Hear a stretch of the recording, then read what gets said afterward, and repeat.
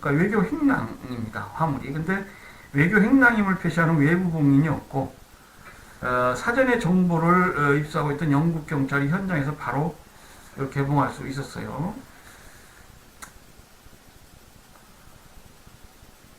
그래서 당시 그 외무장관 하원 외교위원회 보고서에서는 외교 행랑의 불가침성보다는 인간의 생명을 보호할 의무가 우선한다. 그렇기 때문에 이제 비엔나 협약은 그 외교 행랑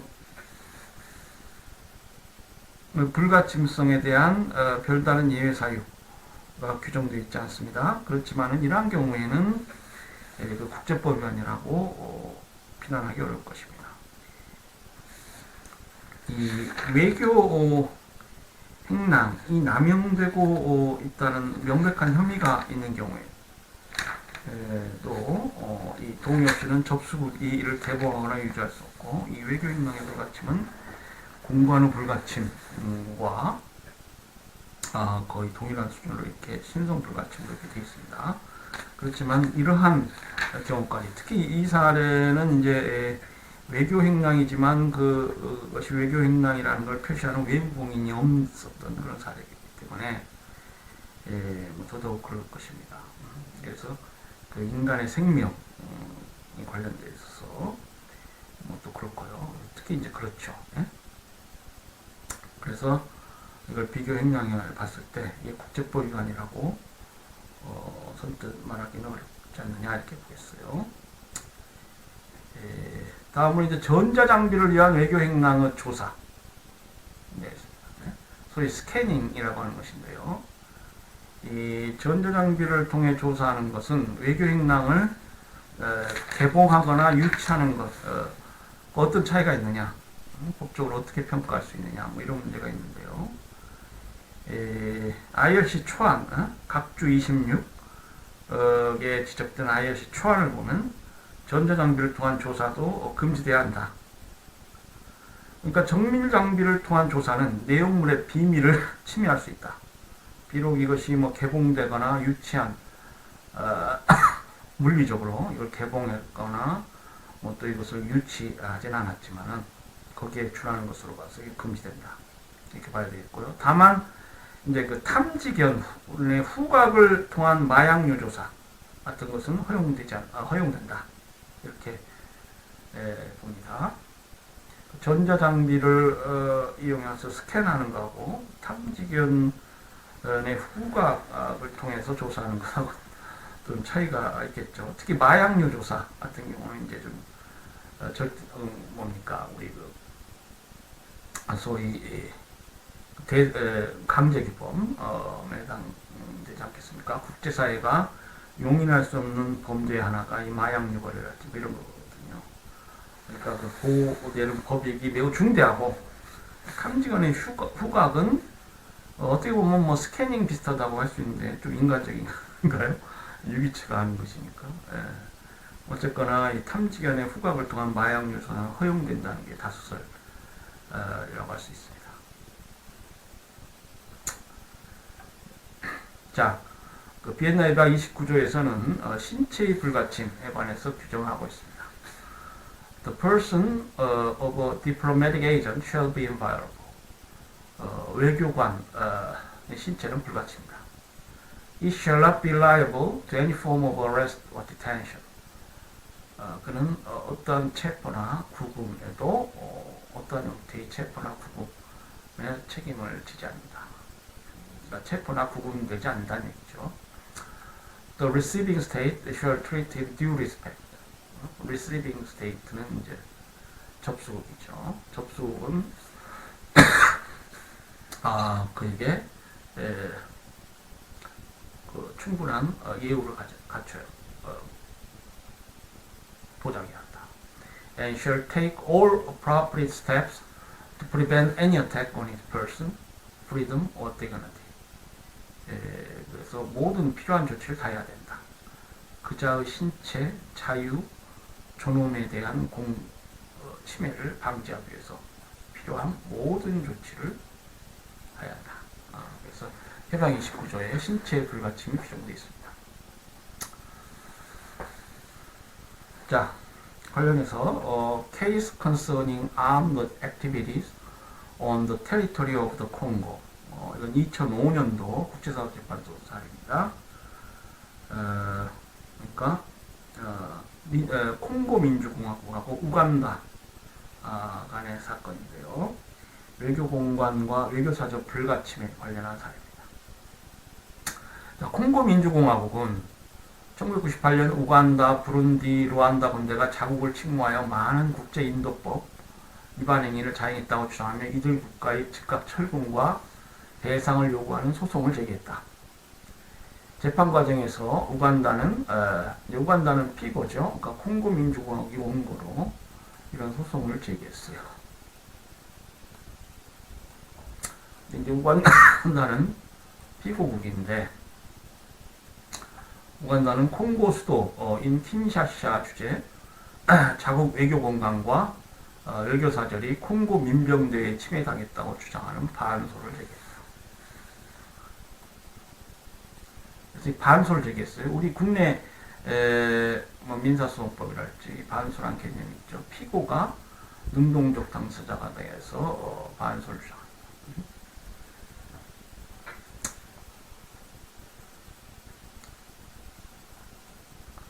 그래서 이제 피고 우간다의 주장은 이 협약 관련한 주장이에요. 비엔날 외교관계에 관한 비엔날 협약 관련 주장인데, 국제사법재판소는 콩고에 의한 우간다 공관 자체에 대한 침해, 페러 337 언니가 말씀드렸죠. 이 판결문하고 문단 번호입니다.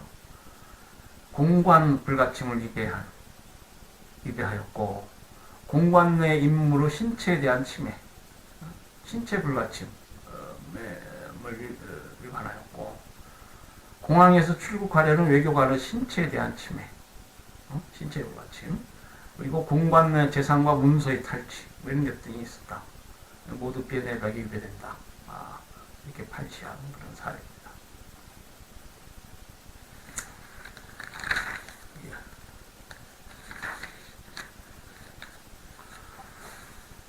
다음으로 이제 비엔날협약은 사적, 개인 서류, 개인 재산 불가침에 관해서 규정을 두고 있고요. 또 외교관의 접수국 재판관으로부터의 면제에 관해서 규정하고 있습니다. 자, 약간 31조 1항을 보면은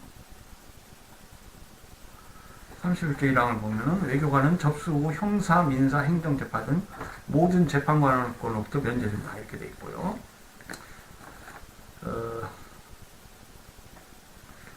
다만 이제 재판관권에 복종해야 되는 경우가 있습니다. 외교관이라 해도 접수국 영역 내의 개인 부동산에 관한 소송, 외교관 개인이 소유하는 뭐 부동산이랄지, 임차하는 부동산이랄지, 개인 부동산에 관한 소송, 외교관이 개인 자격으로 관여된 유언이나 유산, 상소에 관한 소송, 외교관이 공무유예로 수행한 직업적 또는 상업적 활동에 관한 소송에 있어서는 접수국 민사 및 형사 재판관권에 복종해야 한다. 이렇게 되어 있습니다. 또 외교관은 접수국에서 개인의 영리를 위한 직업적 또는 상업적 활동을 할 수 없지만 수입을 올릴 수 있는 모든 활동이 금지되지는 않는다. 42조 이렇게 되어 있고요. 이 재판관권으로부터 면제권은 말씀드린 대로 이게 외교관계에 관한 비엔날협약상 파견국에 인정되는 파견국의 국가적 권리입니다. 외교관의 개인적 권리가 아니에요. 그렇기 때문에 파견국 권리이기 때문에 그의 본국만이 이러한 권리를 포기할 수 있습니다. 그리고 이 포기는 명시적으로 표시하고 묵시적 포기는 인정되지 않는다 이렇게 되어 있어요. 단 32조에 보면 단 외교관이 스스로 소송을 제기한 경우 면제의 포기로 간주되면 이에 대한 반소에 관해서도 별도의 면제권을 주장할 수 있다 이렇게 되어 있습니다. 자, 재판관할권으로부터의 면제 관련해서 서울고등법원 1968년도 사건이 있습니다. 이 사건은 이제 프랑스 대사관 문화 담당 참사관인가요? 이자에 관련된 사건인데요. 결국 우리 이 법원이 이 외교관 프랑스 파견국이 프랑스이고 문화 담당 참사관에 대해서 재판관할권을 행사할 수 없다. 뭐 이런 사례인데요. 좀 볼까요? 당원 후 사실조에 대한 외무부 장관의 통보를 종합하면 피고는 현재 주한 프랑스 대사관의 문화 담당 참사관으로 재임 중인 자로서 국제법상 치외법권을 향유하는 외교사절의 수원인 사실을 인정할 수 있고 이를 뒤질 만한 아무런 증거가 없으므로 피고는 우리나라 재판권에 복종할 의무가 없는 자임이 명백하니 이 인정과 같은 취지의 피고의 본안전 항변은 이유 있다 할 것이다. 본안전 항변이라는 것은 이제 재판관할 건이 없다. 실체 본안 판단에 들어가기 전에 제기한 항변이죠. 자, 이에 대해서 원고 소송 대리인은 결국 그 피고가 소환장을 받았고 뭐 변론기일에 출석하지 않았고 또 응소 거부의 의사표시를 명백히 하지도 않았고, 그러니까 쭉 여러 정황을 고려하면 응소를 그러니까 제소를 묵시적으로 승낙한 거 아니냐? 응?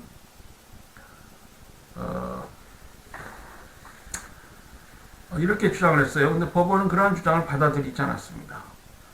외교사절은 소장, 기타 소송서류 송달을 수령할 의무조차 없고 다만 명시 또는 묵시적인 승낙이 있는 경우에 하나여 주재국의 재판권에 복종한다 할 것이다. 그러니까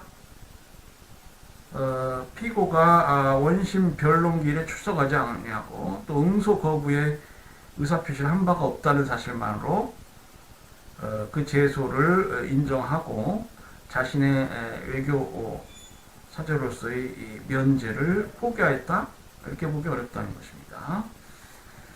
그래서 재판권 없다, 부적법 각각한 그런 사례입니다. 다음으로 우리 교재 493페이지 외교공간 건물에 대한 강제 집행 사례입니다. 이 사례는 이제 주한 자일의 대사관이 문제가 되었는데요. 이 주한 자일의 대사관은 사인의 부동산을 임대해서 대사관제로 사용했습니다. 그러다가 임대료 지불을 못하고 건물주가 임대차 계약을 해지하고 건물 명도를 요구하는 소송을 제기했는데 1991년 9월 승소했어요. 건물주가 승소했습니다. 그래서 이게 좀 못 사는 나라들은 이런 경우도 있어요. 대사관 임대료를 지불하지 못하는 경우도 있습니다. 물론 뭐 1991년도 사례인가요? 오래된 사례인데 건물주는 이 판결을 근거로 건물 인도를 요구했으나 대사관 측은 불응했습니다. 이에 건물주는 1994년, 93년 법원에 강제 집행을 요청했으나 집달과는 외교관계에 관한 비엔나 협약상 대사관조나 공관 내 재산에 대한 강제 집행이 금지되어 있음을 이유로 이를 거부했습니다. 그렇죠? 이게 그 강제 집행을 하려면 법원의 판결 외에도 이 집달관의 승인을 받아야 됩니다. 민사소송법상 그렇게 되어 있어요. 이 집달관이 이게 외교관계에 관한 비엔나 협약을 잘 아는 사람인 것 같아요.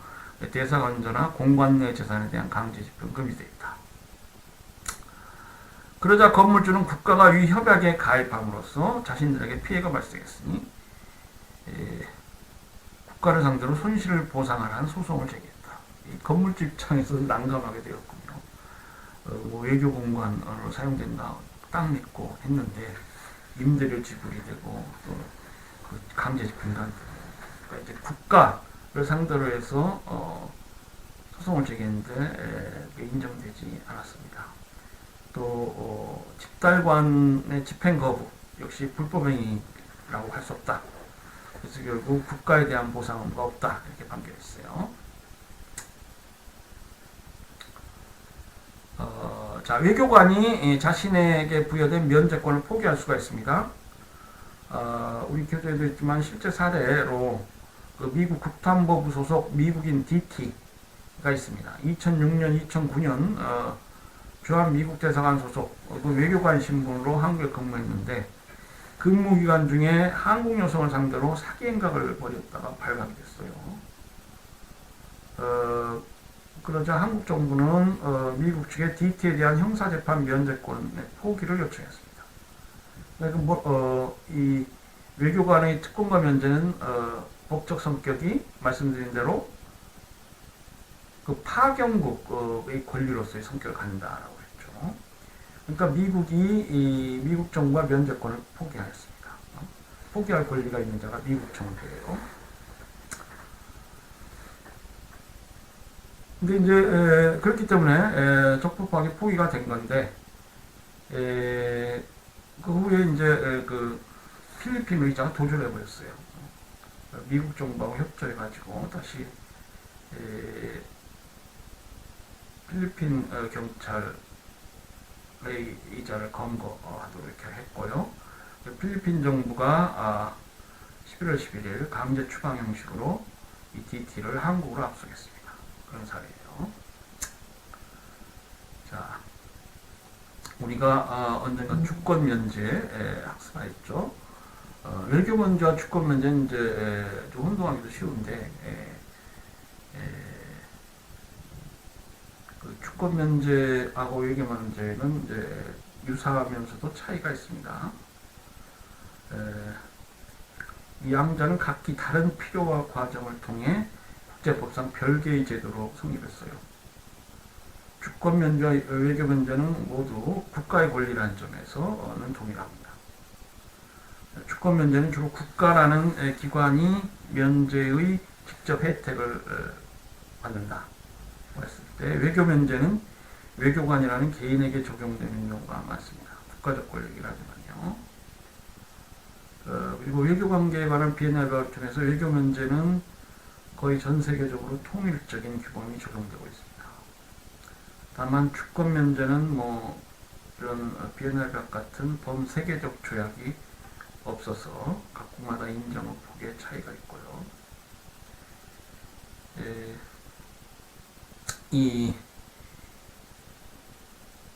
외교 면제랄지 공관의 불가침, 신체의 불가침,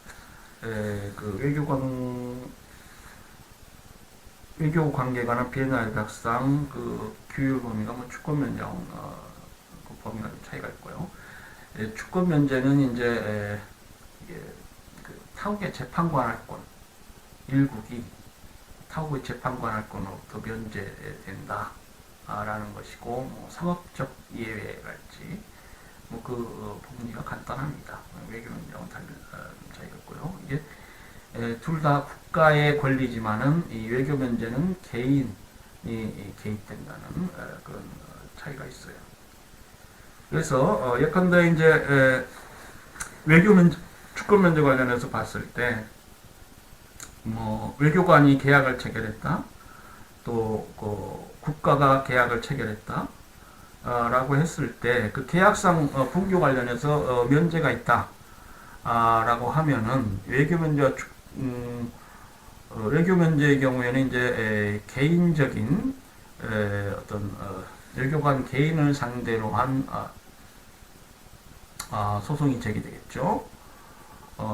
그리고 이제 주권 면제의 경우에는 그게 국가 기관의 행위가 되어서 그 국가를 상대로 해서 소송을 제기합니다. 그 당사자 명의가 다르죠.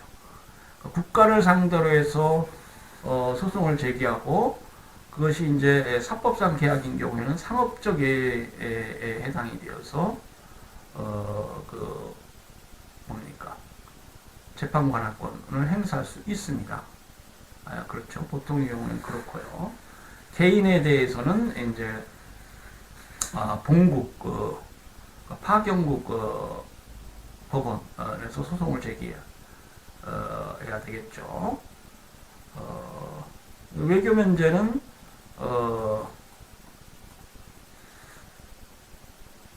결국은 어떠한 경우에든 접수국에서 이것이 그 관할권, 재판 관할권을 행사하는 수 없습니다. 외교 면제가 인정이 된다면요. 그래서 본국, 파견국 법원에 다퉈야 됩니다. 주권 면제의 경우에는 그러니까 국가가 뭐 계약상 당사자랄지 뭐 이렇게 되어서 상업적에 해당이 돼서 접수국 법원이 그 분규, 사법상 분규를 관할하고 관할권 행사하고 할 수 있는 경우가 대부분일 것입니다. 물론 개인적으로는 외교 문제하고 비슷하게 되겠지만요. 그래서 사법상 권리구절 관련해서 보면은 외교 문제와 주권 문제가 약간 차이가 있을 수 있습니다. 다음 과세 및 사회보장으로부터의 면제가 규정되어 있습니다. 보면 23조에 외교공간에 대해서는 국가 또는 지방 또는 지방자치단체의 모든 조세와 부가금이 면제되는데 다만 전기나 사무소유금 같은 용역의 대가가 면제되지 아니한다. 이렇게 되어 있고요. 또 외교관 개인 역시 모든 인적 또는 물적 부가금과 조세로부터 면제된다. 이렇게 되어 있는데 그러나 상품이나 용역에 부과되는 간접세, 외교관이 사적으로 보유한 부동산에 대한 부가금이나 세금, 현지에서 부과되는 상속세, 유산세, 현지에서의 개인적 소득에 대한 조세, 특별한 용역에 부과된 요금, 부동산에 대한 등록세, 인지세 등 면제되지 아니한다. 이렇게 되어 있어요. 34조입니다. 또 사회보장 규정도 적용이 면제됩니다. 보통 사회보장 같은 경우에는 뭡니까? 뭐 일정한 납입금이 있고 어떤 국가적 제도로 일정한 경제적 차원에서도 사회보장을 하는 그런 시스템이죠. 사회보장 시스템에 근데 우리 국민연금 제도랄지 뭐 사학연금 또 빈곤자 보호를 위한 여러 공적 부조 이런 것들이 이제 사회보장인데요. 이 사회보장 제도에 편입되게 되면 뭐 혜택이 많다고 볼 수 있는데요. 그렇지만 그 외교관이 그걸 원하지 않으면은 그 사회보장 체제에 편입시킬 필요가 없죠. 그러니까 일단 외교관에 대해서는 사회보장 규정 적용이 면제됩니다. 다만 접수국의 허가를 얻어서 자발적으로 사회보장 제도에 참여할 수 있겠습니다. 자, 외교관의 특권과 면제의 인정 범위 관련해서 보겠습니다. 인적 범위, 시적 범위, 장소적 범위 이렇게 세 가지로 나눠볼 수가 있겠습니다. 우리 교재에 이렇게 세 가지로 나눠서 설명이 되어 있어요. 특권과 면제를 인정받는 외교관이라는 것은 공관장과 공관의 외교직원을 의미한다. 이렇게 되어 있고 외교관은 그 직급과 관계없이 동일한 특권과 면제를 인정한다. 그리고 외교관의 가족도 그가 접수국 국민이 아닌 한 외교관과 동일한 특권과 면제를 인정받는다.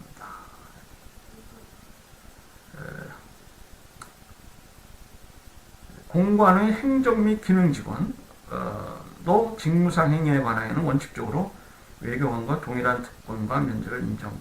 이렇게 되어 있어요. 그렇지만은 그 밖의 행위는 민사 및 행정 재판관으로부터 면제되지 아니한다. 또 외교관의 개인 사용인은 보수에 대하여만 면제를 받는다. 공관 내 영무에 종사하는 노무직원은 직무상 행위에 대하여만 면제를 강요한다.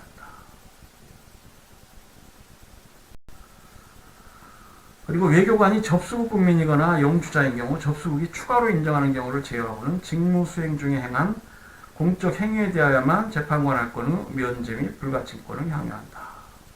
뭐 등등 우리 그 비엔나 협약 여러 조항에서 그 인적 범위에 관해서 상세한 조항을 두고 있습니다. 한번 여러분 살펴보시기로 하고요. 자, 이와 관련해서 1995년 주한 미국 대사관 외교관의 아들 티모시 코팔 사건이 있습니다. 이 자는 이제 그 사건 당시 28세였는데 서울 시내에서 운전 중 차량 2대를 들이받았고 이어 그 운행을 저지하려는 행인 1명을 차량에 그대로 매달고 질주하다가 중상을 입힌 그런 사건입니다.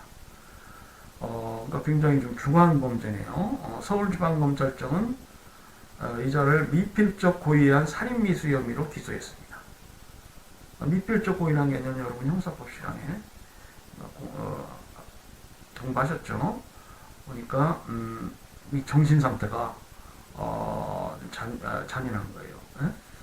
그러니까 죽을지도 모른다 이걸 인식하고 설마 죽으랴 하면 인식 있는 과실이고요. 죽어도 좋다라고 하면 이제 고의 영역에 들어가게 됩니다. 상당히 중한 범죄인데요. 자, 이자가 이제 주한 미국 대사관 외교관 아들이기 때문에 이 협약상 그 외교관 가족으로서 특권 면제가 인정되느냐 이게 문제되었는데 지금 이자의 경우에는 성인이기 때문에 외교관 가족으로 대우할 의무가 없다. 그러니까 외교관 가족 중에서 성인의 이 자녀들은 특권과 면제를 향유하는 가족범위에 해당되지 않는다. 보통 이렇게 봐요. 외교관 행상 그렇게 보고 한국과 미국 간에도 아마 그 관행이 적용되었을 것입니다. 그래서 그 특권과 면제가 인정되는 가족법에 해당이 되지 않는다.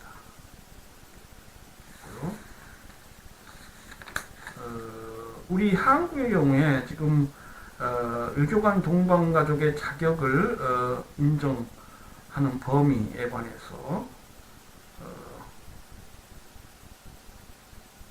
보면은 법률상 혼인관계의 배우자, 한국민법상 미성년의 미혼 동거 자녀, 외교관과 그 배우자의 소득이 없는 60세 이상의 외국적 부모, 성년이라도 부모의 의존에 동거하는 미혼의 장애.